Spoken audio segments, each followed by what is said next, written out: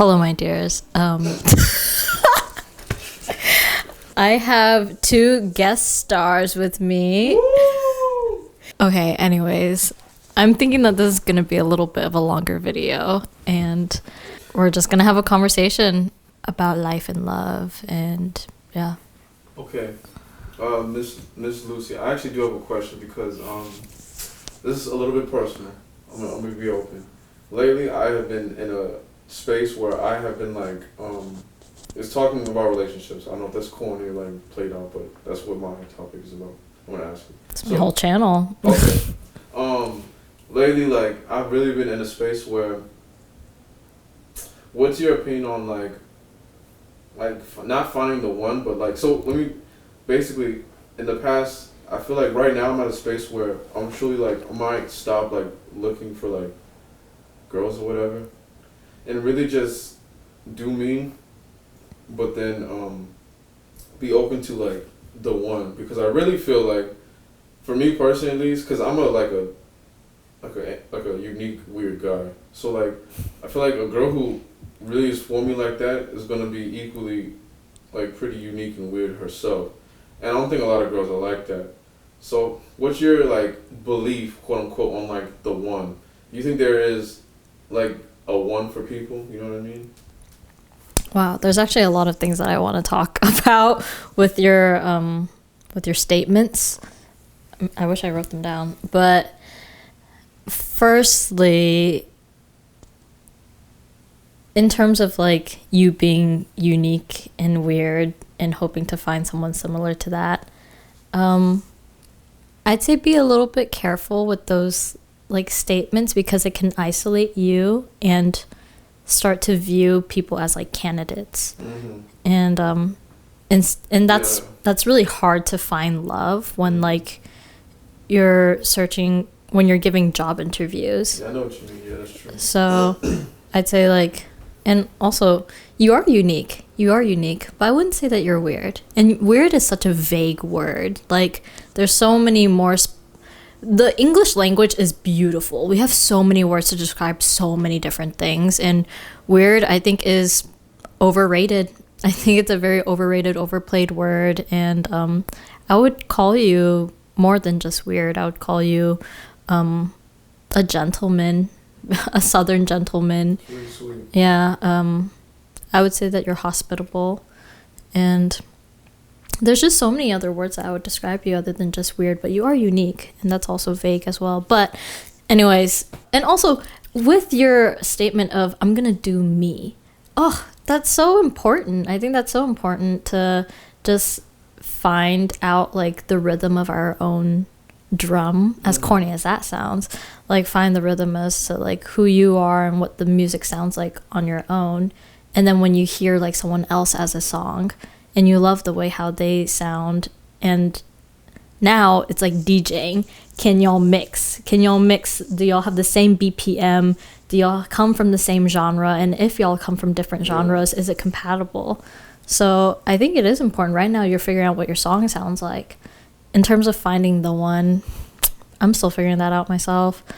I have already put this out on the internet, but I have an unrealistic belief that the next person I meet will be my husband or my partner for the rest of my life. And that's only with the mind that I have now of, oh, my standards are so high, I'm going to be so picky and so selective. So the next person I'm going to be with has jumped through all of those trials and has made it to the final rounds. But I'm literally in my 20s. Like my standards are going to change when I'm in my 30s and my 40s. Like those trials and rounds are going to just only get deeper, or who knows, maybe they'll even lessen, because like it's like, oh, that was so trivial, maybe later that I think of myself. So I'm still figuring out that journey myself, but at this moment the only thing that we can't control is ourselves and what we can do with our life and our future. So I think that's all we're supposed to do right now. Thank you for that, though.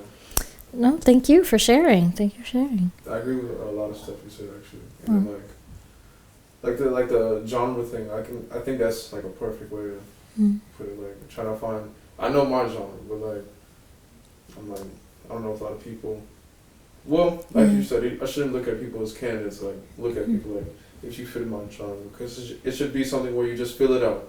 You know, does it sound good? Does it feel good? You enjoy your time with X, Y, Z.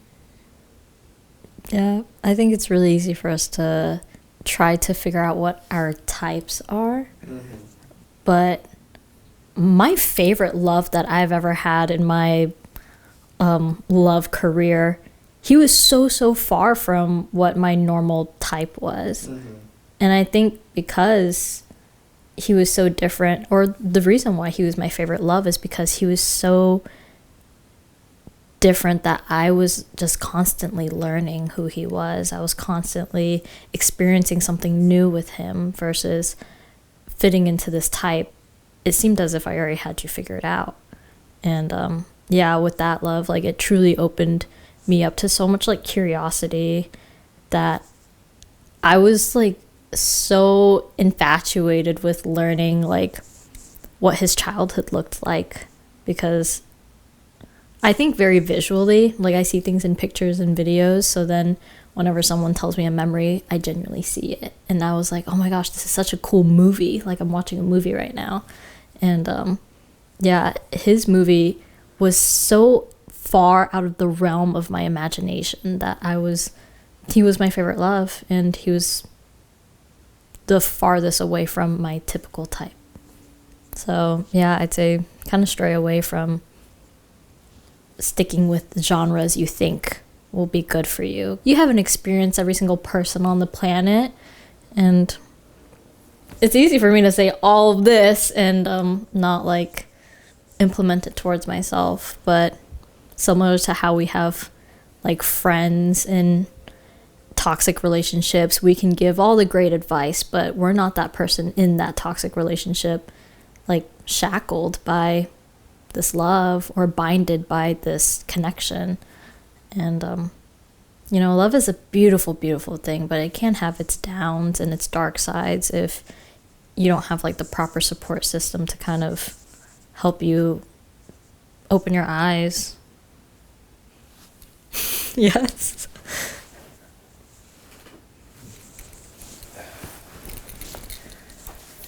I feel like we're getting to a point in our lives where it feels like what you said earlier, like the next one is it. And that's a lot of pressure. Yeah. And I think it's real though, but I guess, I don't know, it's like, I feel like so hopeless. Like, I don't really care, honestly, and I don't like, I just don't see it happening, honestly.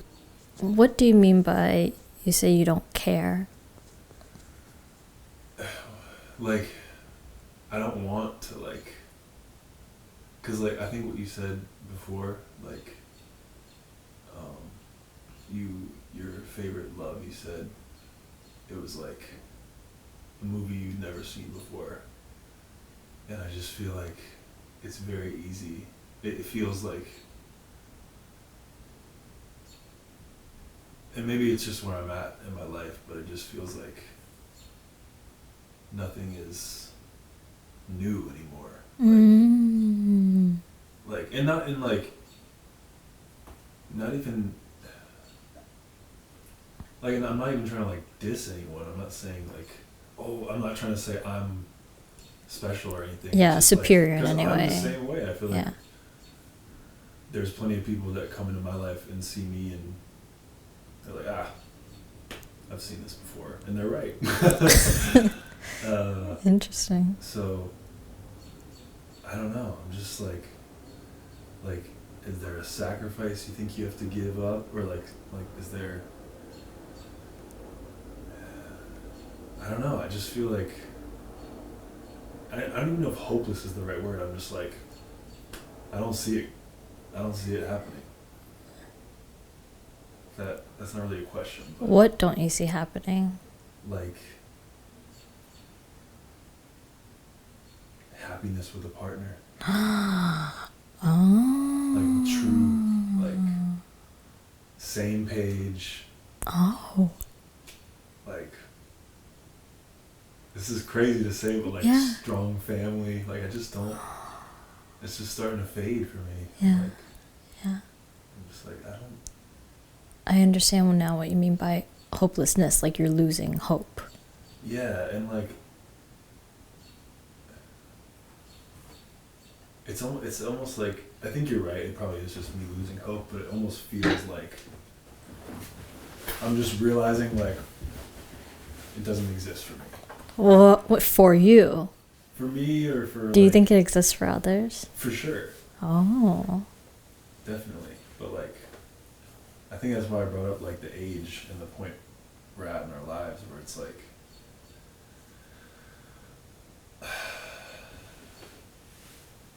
I don't know. It's just like, if it's not now, it's never. Because I Interesting. think it's weird to be a man as well. And like, Mm-hmm. because yes, I could be like 40, 30, whatever, and like still have a family and kids. Mm-hmm. But like, you do have to like, you would have to date down in age. If you get to that age Mhm. where it's like you can't, like if you want a family. A biological one, Yes, yeah. Yeah, I should say that. Which I guess is what I've always just like assumed I Want, yeah. yeah, just It's okay to want that. naturally wanted. Mm-hmm. But and I just don't think I would feel strange to like chase after a family in that way, like, Uh-huh. just because I wanted it. Uh-huh. Like an assignment, yeah. Yeah, instead of like Re- just being with someone and kind of both of us just being like, Yeah. let's do this shit. Yeah, it being a result of like a strong foundation of love that you have with another person. Yeah. Huh. Do you think that you're running out of time?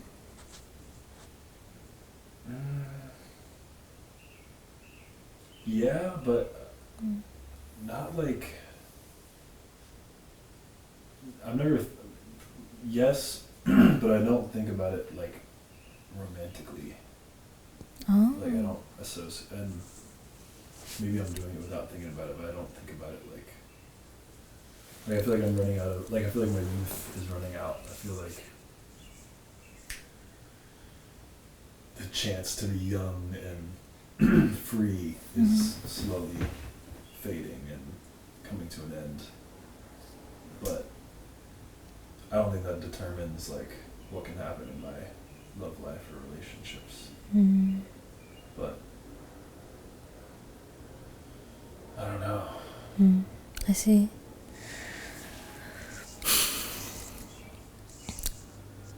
I noticed this need to schedule a timeline quite often, especially being a woman. I noticed this ever since we were girls, that we needed to graduate by this year and then date a person by this year, marry after a couple years of dating, then have a child all before the age of 30. And I've noticed this kind of take over a lot of people's lives and sacrifice a lot of quality of love due to beating this timeline in order to have a biological child before the age of 30. And that's a lot of pressure. You're right, it is a lot of pressure. And I think it is a societal pressure. It's a cultural pressure, and it's a pressure that isn't healthy. It sucks. It sucks to always think that like you're behind on something that you don't have control over. It's horrible. It's horrible to say like you haven't found the love of your life yet. Where are my grandkids?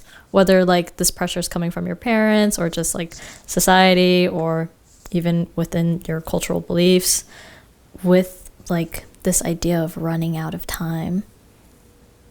It's not benefiting anybody. maybe in the short term, sure, like you could find someone right now today to create a child with you, and then sure, you have the checklist of partner, stability, child, but there's like those extra check boxes that you are looking for of happiness and connection, same page. Don't lose hope on that, because it's abundant. There's so much of it all over the place, and there's so many days that we have, like we're so privileged, like to wake up a day and that's a whole nother 24 hours for you to like change your life. Your life can really change just within 1 hour. And not saying like external things to you, like you win the lottery, but just inside of yourself, you make this internal decision of like, I want to be better. And like, in what ways can I do that? The next hour, that'll like sink in. The next hour, it becomes a part of you. The next day, you become better in another way.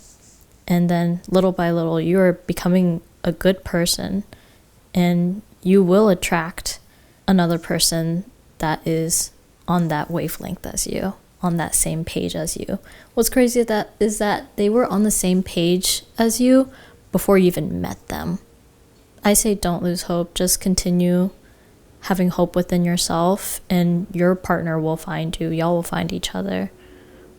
So I'd say that's what I have to say about that. But yeah, I don't really hear a lot about like men having to like beat this deadline. Do you also feel it? I think it's a thing. Is it also the number 30 for men as well? I feel like the deadline for men is a more recent thing. Like, I feel like people I talk to that are millennials or older are always kind of like there's been so many people I've talked to that are like, well, if this doesn't work out, I can always find another 20-something. Oh! Like, seriously, like, for real, like. Have you heard that too? What do you, like, I think I heard it, yeah.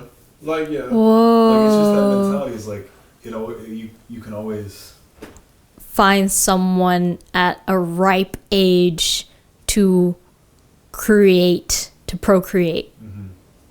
Wow, that's so interesting. I mean, everyone has their right to create a family in the way that they want to, but my belief with it is that it is a process of mixing two people that are so fundamentally intertwined with each other, and they want to extend that with another person, someone that is literally the mixture of DNA between them, rather than, yeah, I could just find a replacement. Like, whoa, that's so interesting.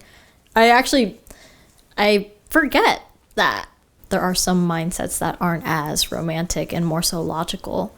And wow, it's so cool actually that I'm speaking with two men right now in the room. Tell me men, what other ways do y'all like kind of like logicify love? Does like continuing your lineage mean a lot? Okay, I'm getting nods. Okay. Me personally, I don't do that. Okay. That's what I was trying to say is like, I think for me personally, and I think growing, hopefully, honestly, there's a growing mentality of like actively trying to fight that. I think even our parents' generation has a lot of impact on us. And my parents weren't this way, my father wasn't this way, but like a lot of people I think have a pressure to like keep the bloodline going. Keep it going. Weird. I think of like in like old England days, like the kings. Mm-hmm. He would only royalty. He would like kill kids that are daughters because he needs a son. Mm-hmm. So literally, like that was the only logic. He was like, I'm only having babies to continue my bloodline, to be the king of England. And that's still. It's still like that. It's not like that intense, but it's still. Definitely. I know within Asian culture, my mom definitely instilled in me, marry someone that has the same last name as you, because that's the only control that we have in order to carry down our lineage is our last name. I said, no, I'm going to keep my last name and I'm going to marry whoever I want. But it's interesting. That's like my tie with carrying down my lineage, my last name. But y'all's is within your blood. So is there like a fear of failure? Like what if in this life you did not have a child? And let's not say it's because of lack of love. I think y'all two are I'm not worried at all with y'all's love lives. I think y'all will definitely find somebody. Multiple people even. One at a time, of course. But what if, you were diagnosed with a disease, can't have kids? The way I see it is like if something like that happened, it is what it is. But I do definitely want kids, like, because I've always been a lover of like a family. Coming from a mother and father, of course, 3-person family at first. So yeah. that's like a life that I want to live. But if something happened to where it didn't, I am also a believer just like I'll be letting life like just kind of be like, that's not happening. Like, I okay. see. And maybe I'll adopt. You know what I mean? And just be like, technically, is he my son? No, but I mean, you know what I mean? Like, when I say technically, I mean like by blood. Yeah, no, but that's just a small detail we can rub out in history. Like, who cares? Yeah. Like, you just gotta work around it, you know what I mean? Yeah, you're very, like, accepting. Yeah, roll with the punches. I see. Do you feel like a more sense of, like, control? Not necessarily control. I think I would be like, I'd be like, damn. Grief. Yeah, I'd be like, oh, well, that sucks. Damn. No. What is this grief, though? Like, what is dying?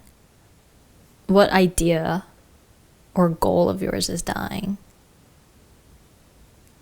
I don't know. I think what you said, like, the chance, the opportunity to, like, and this doesn't mean that, like, it doesn't mean it can't actually, like, happen with a non-biological child of yours. But, of course.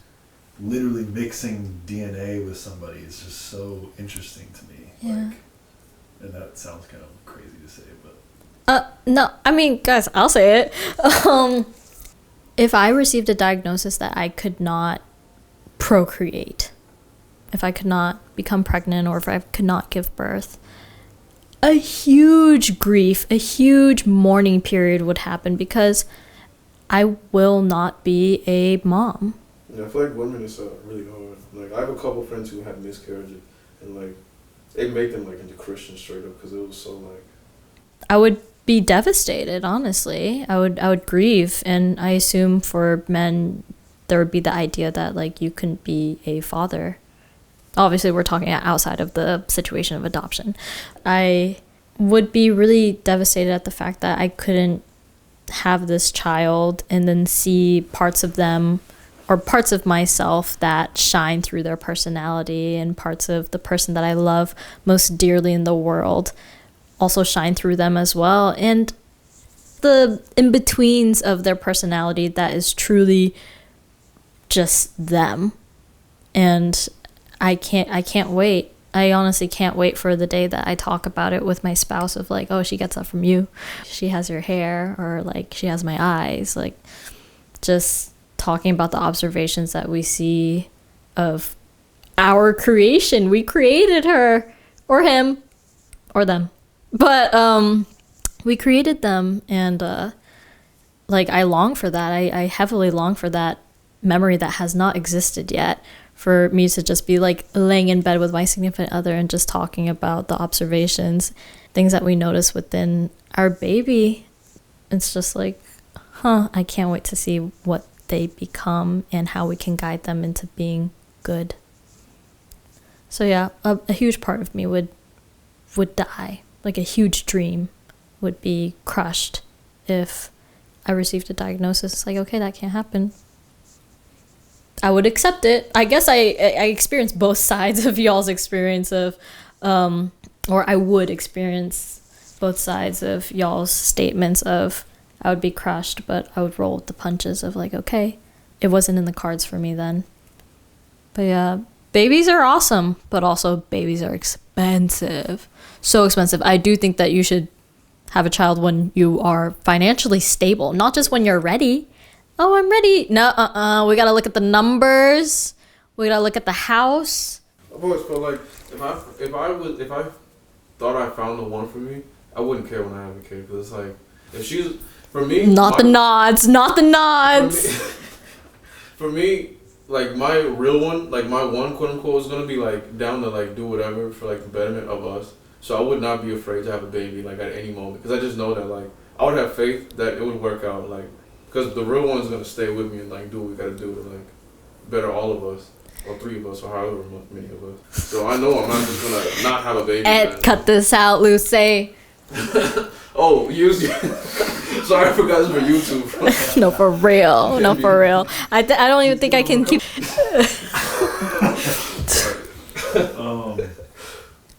I was nodding because I think it's like, I don't know if my mind is changing, but I'm becoming more open to the idea of like, I would prefer to be like beyond financially prepared for a child, but it's also, I think it has more to do with the parents than, I don't know, because I don't think there's like ever a time you're ready to have a kid. Like you have to. That's another thing I've been thinking about more in my life is like, bro, when are you ever gonna be ready to have a kid? Yeah. That's crazy. Yeah. Like that's the rest of your life. You have the ultimate responsibility of taking care of Life. Yeah. And I mean, it looks different as time goes on, but you always have to be there. Like You do? Always. And it changes like in intensity, or like I don't talk to my parents every day. Yeah. But like I talk to them often. Oh, yeah. Some weeks I talk to them every day. And like. Yeah, and that's just talking. But when they're babies, there's no talking. You're physically there. Mm-hmm. Wake at night at 2 a.m. Mm-hmm. Plus, I mean, that's insane. Mm-hmm. Like when a kid's growing up, it's insane. Like for 20 years, at least 20 years. Yeah. You're locked in. You're locked in. Yeah. That's interesting that you say 20 instead of 18. I was thinking like because like college, 16. like if we're being, think back to when you were 18. Like you were not. I wasn't ready to be on my own. I wasn't like, all right, bye parents. Like you raised me well. I'm ready to be on my own. Why did you say 15? I think it depends on the parents and how you grew up and how your parents are to you. I think it's different for everybody. But like I know people who parents are done parenting that much, like kind of early, kind of mid, and kind of late, and then later. Like I think there's a difference between like parenting and then just like being there. Mm-hmm. You know, like I think like after a certain age, like maybe 15, 16, 17, it's like this is a completely different person now. This is a separate person from who I am, and I can try to teach them, but like their brain is almost done developing, and like it's not mine to control. Like, Yeah. 15 to 20 is like an intense time of life. Guys, that's crazy. That's only 5 years. 15 to 20 is 5 years. I know. No, that's a crucial part of. That's a crucial 5 years. That's a crazy time. 21 is like when I had the most wildest time in my life. Yeah. That's a fact. 21 is crazy. Like you're still on your parents' health insurance until 26. Yeah. That's crazy. Like that. Like you're still paying for your kids' life insurance until they're 26. That's a quarter of your life, if that. If you're lucky. I would like to reel it back to when we were talking about being financially ready for a child. We are 20-somethings in the world. We are only in our 2nd decade of life. Isn't that crazy? Mine's almost up. Okay, even 3. Like, if I hold up all 10 of my fingers, if we assume that we live 100 years. 7 more fingers is a good bit. And that's that on conversation with 20-somethings. Let me know in the comments if y'all enjoyed this conversation, if y'all want to hear from these boys again. And yeah, I think I had a really good time actually learning a bit more of the perspective of the male figure, of what pressures of love are like and where to go when feeling hopeless. But yeah, we're all figuring it out, and I am so glad that we're figuring it out together. Anyways, thank you so much, my dears, and I will see y'all next week. Bye. Do y'all want to say bye? Bye.